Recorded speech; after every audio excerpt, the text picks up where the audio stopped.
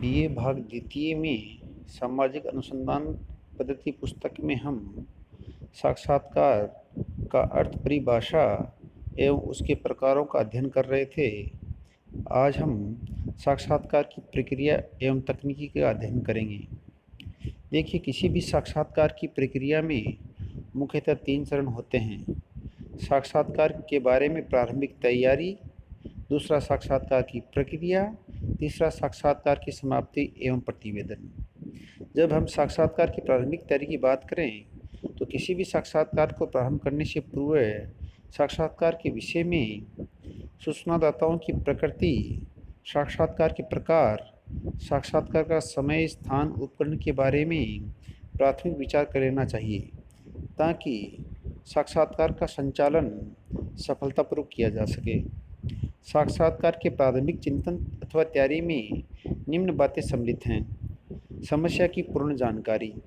साक्षात्कार का आयोजन करने वाले व्यक्ति के लिए यह आवश्यक है कि उसे समस्या के बारे में पूर्ण जानकारी हो, क्योंकि साक्षात्कार के दौरान जब सूचनादाता साक्षात्कारकर्ता से अनेक प्रकार के प्रश्न करता है अथवा वाद विवाद करता है तो उसे प्रश्नों का संतोषजनक उत्तर एवं स्पष्टीकरण देना पड़ता है।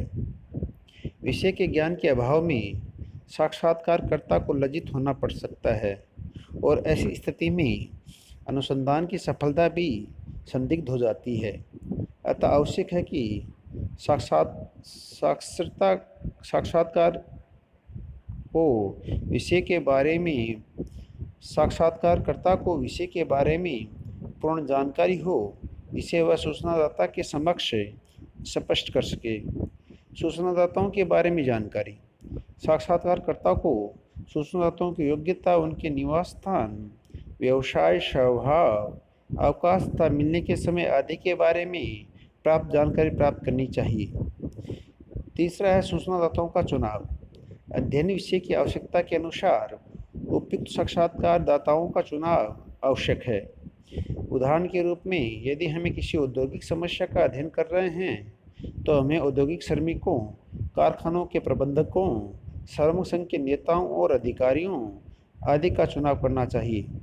साक्षात्कारदाताओं का चुनाव करते समय हमें यह ध्यान रखना चाहिए कि हमें अनुभवी, अध्ययन समस्या संबंधित तथा तटस्थ व्यक्तियों का चयन करें जो कि समस्या के बारे में विस्तृत, विश्वसनीय, प्रामाणिक सूचनाएं दे सके।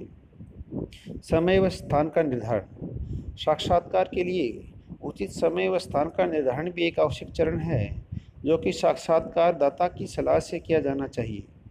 इसके लिए उसे पत्र, टेलीफोन या व्यक्तिगत रूप से संपर्क स्थापित कर लेना चाहिए।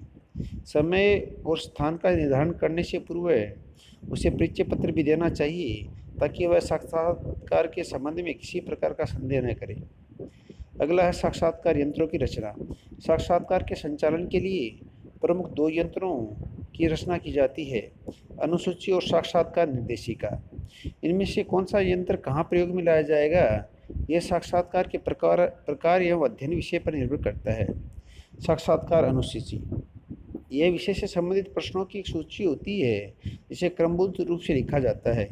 इन प्रश्नों को साक्षात्कारकर्ता पूछता जाता है और इस स्थान में उनके सामने लिखा जाता है। यह प्रश्नावली का एक ही रूप है।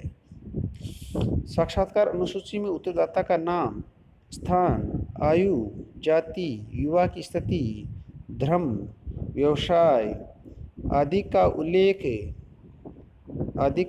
उल्लेख होता है और उसके बाद अध्ययन समस्या से संबंधित अनेक प्रश्न होते हैं।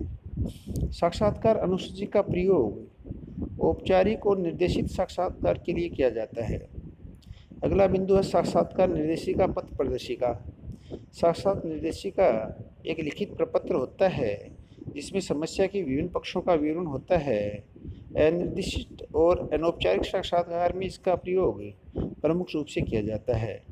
साक्षात्कार पथ प्रदर्शिका की समस्या से विभिन्न पहलुओं की रूपरेखा निहित होती है। इसमें साक्षात्कार की पूर्ण योजना का विवरण होता है, पूछने योग्य महत्वपूर्ण प्रश्नों की सूची तथा साक्षात्कार की प्रक्रिया के बारे में आवश्यक सावधानी एवं निर्देशों का उल्लेख होता है। धन्यवाद।